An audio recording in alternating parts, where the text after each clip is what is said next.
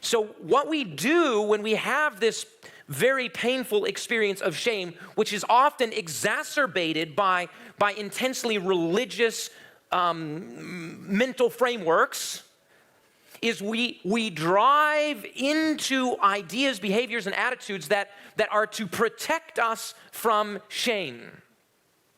And one of them, Jennifer mentioned already, which is the pursuit of perfection.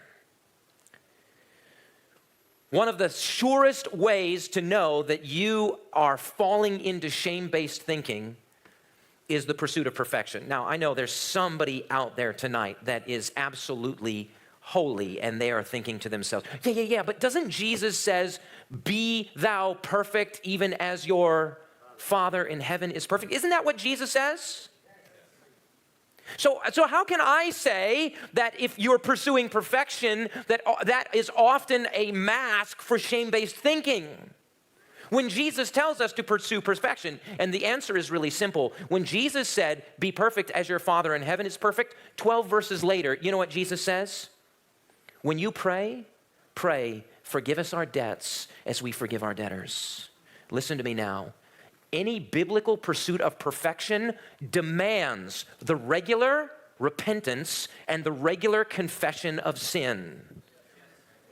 Did you catch that? Any biblical definition of the pursuit of perfection recognizes our necessity of grace.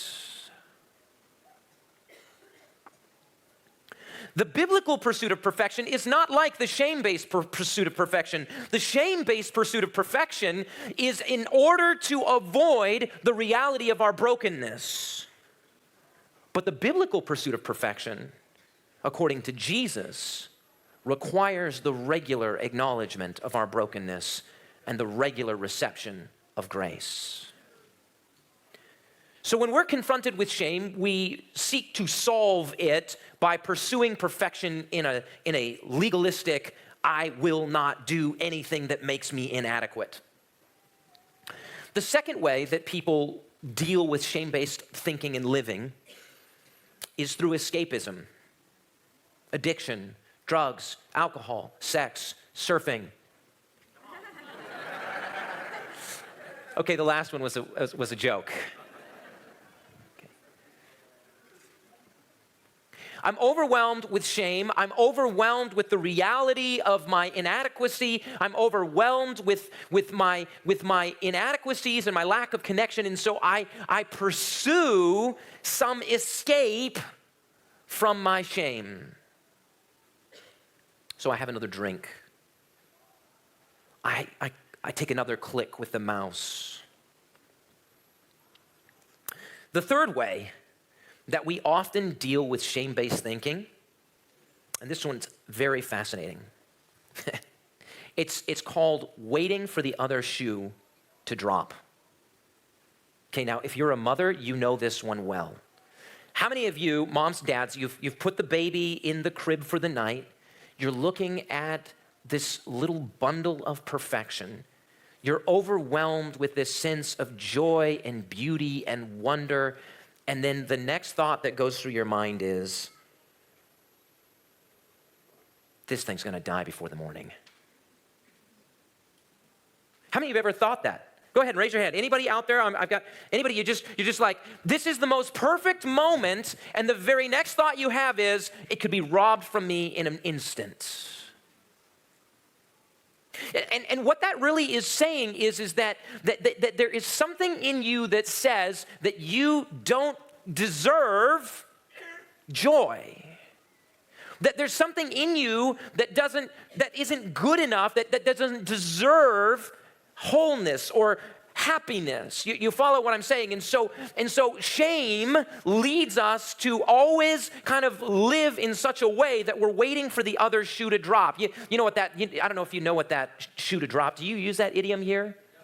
Okay, so it's like if you live in a bad, cheap apartment and some guy comes home and takes his boot off and he drops it on the floor and it goes doof. You know that's just one shoe.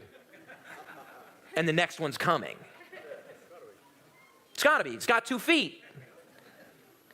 And so you're always kind of living on edge because you don't deserve something better.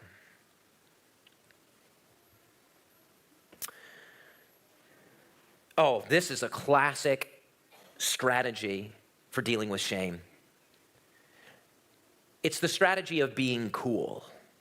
If you got a teenager who's cool, you know you got a kid who's struggling with shame.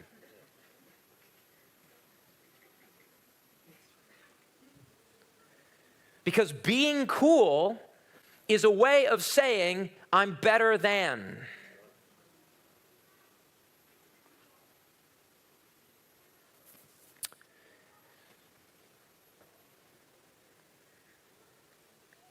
Now, all of these strategies for dealing with shame rob us of joy.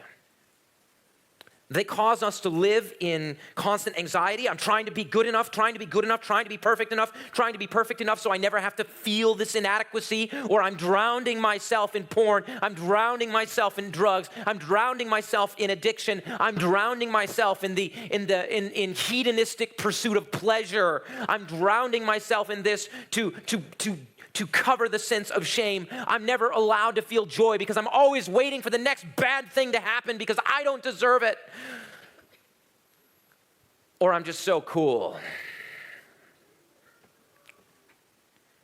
I can't ever feel, I'm hiding from my shame by just being awesome.